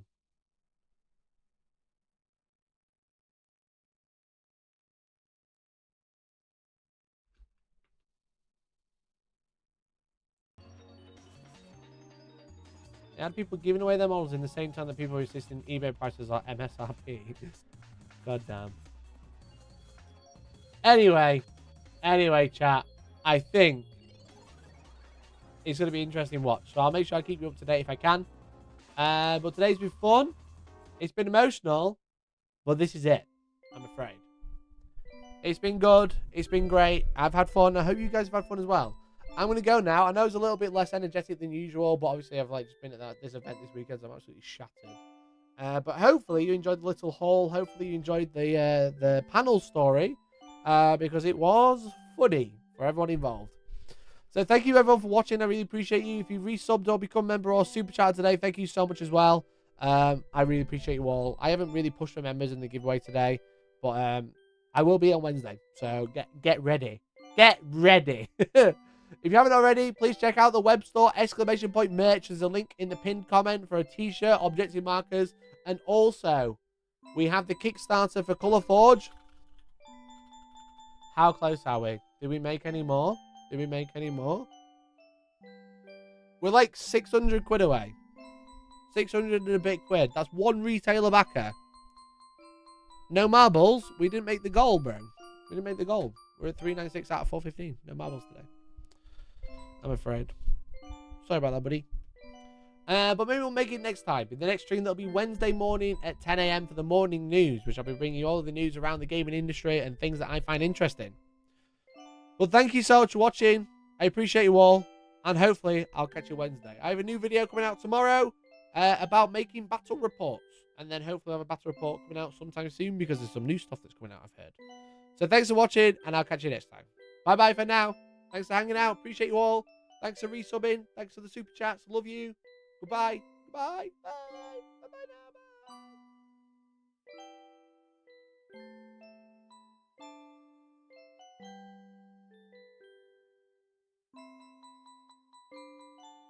Bye. While their precise beginning